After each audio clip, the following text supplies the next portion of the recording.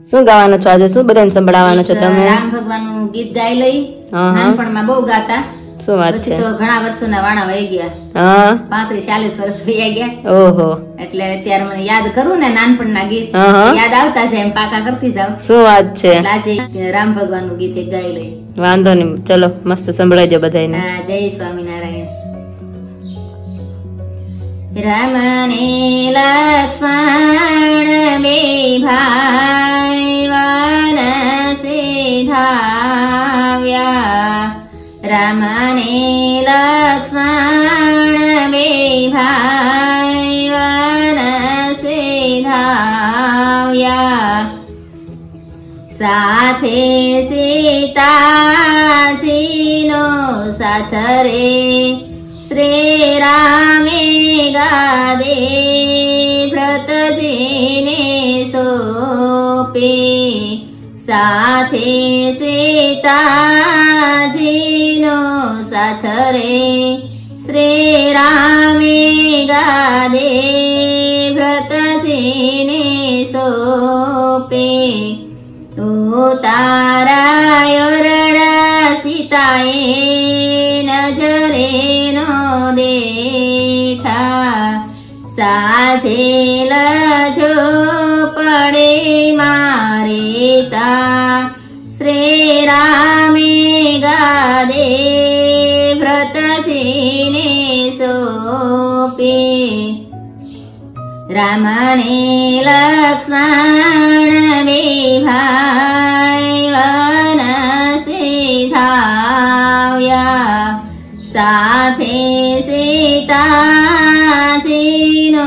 સાથ રે શ્રી રામે ગાદે ભરતજીને સોંપે.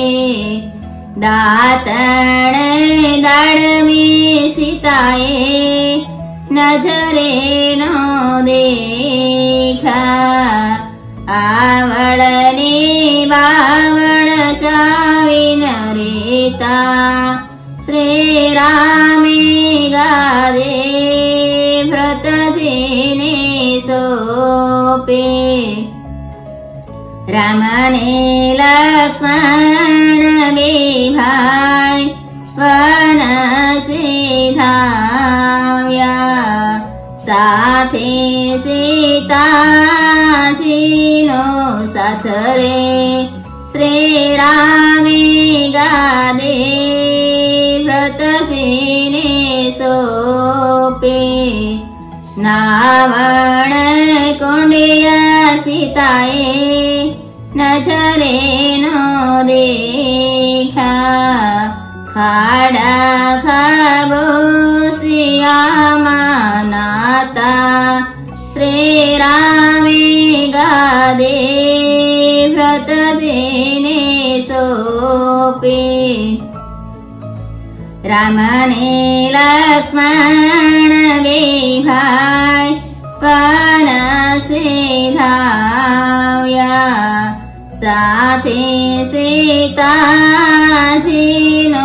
સાથ રે શ્રી રામે ગાદે ભરતજીને સોંપે. ભોજન લાડવા સીતાએ નજરે નો દેઠા. ફળની ફૂલ ખાઈને રેતા શ્રી રામે ગાદે ભરતજીને સોંપે. રામ ને લક્ષ્મણ બે ભાઈ વનસે ધાવ્યા. રામ ને લક્ષ્મણ બે ભાઈ વનસે ધાવ્યા. સાથે સીતાજીનો સાથ રે શ્રી રામે ગાદે ભરતજીને સોંપે. સાથે સીતાજીનો સાથ રે શ્રી રામે ગાદે વ્રત સેને સોપે.